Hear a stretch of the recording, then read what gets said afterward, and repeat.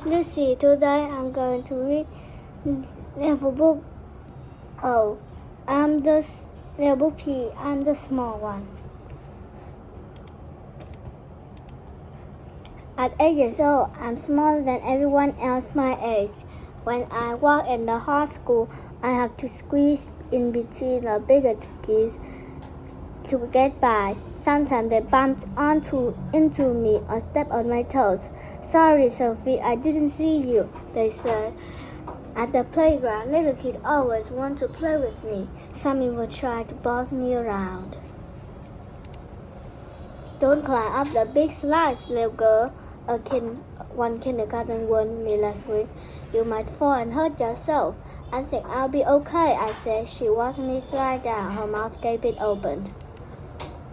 My best friend Casey is one of the tallest kids in second grade. Her legs are so long that when she walks, I have to jog to keep up with her. Sometimes grown-ups ask her, "Who's your little friend?" One day, I was over at Casey's house. Her grandma thought Casey was babysitting me.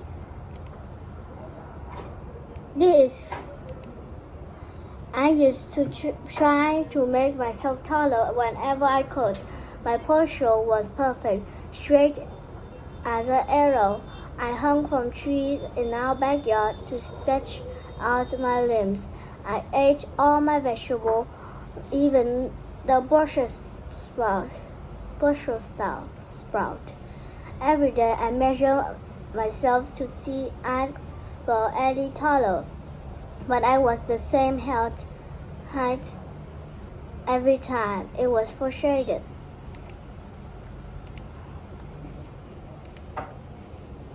One day, Miss Alvarez announced to the class that we putting on a spring play.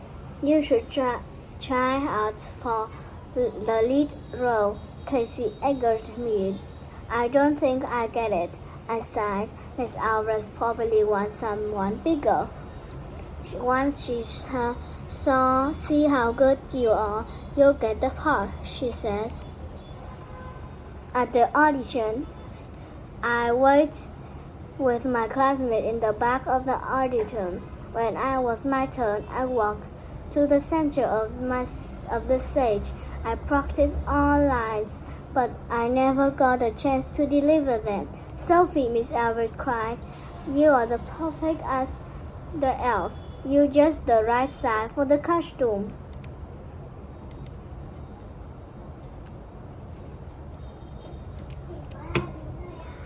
When the audition was finished, Mom was waiting outside for me. Miss Alvarez made me an elf.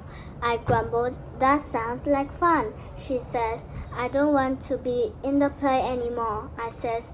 Oh, honey, she says. I know you didn't get the part you wanted, but I also know you love acting. I bet you'll be best elf in the play. I won't be hard to do, I thought, since I'm the only elf in the play.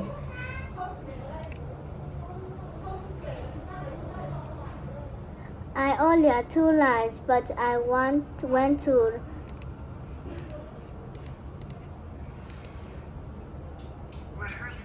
rehearsal just to please Mom and Dad.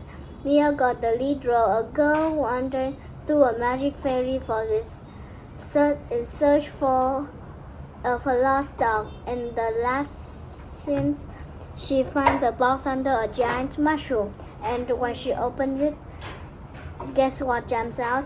Miss Alvarez's dog, Prince, played the dog role. She brought him to the rehearsal, and when that wasn't on stage, he wasn't on stage. We got to play with him. He liked all the attention, but from the other kids, but he seemed to like me best.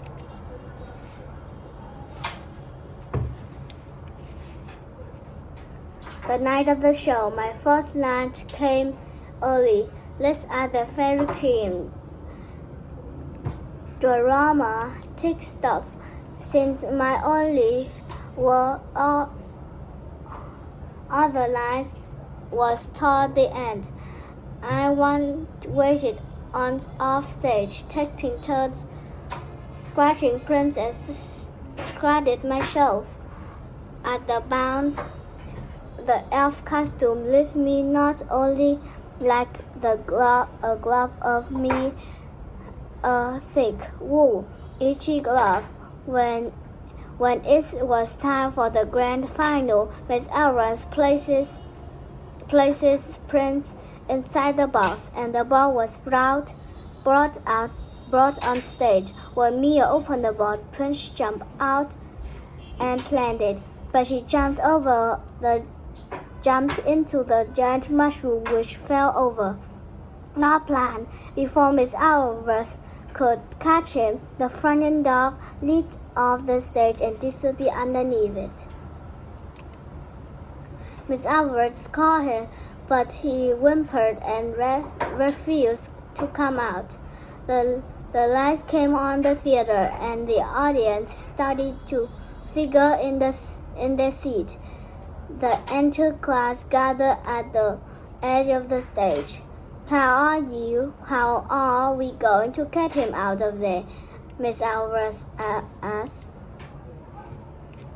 "There, I'm small enough to squeeze under there," I said. "I get him." I crawled through the dust and cobwebs beneath the stage until I reached Prince. In the dark, I could hardly see him, but as I talked to him softly, he licked my face. When we impaired together, the audience clapped and cheered. I guess every dog has its days. In fact, we got more applause than the stars at the end of the show. My parents were proud, and so was I.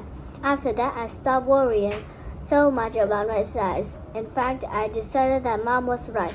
After all, being small-hearted is an advantage. Goodbye, everyone. See you again. Thanks for watching my video.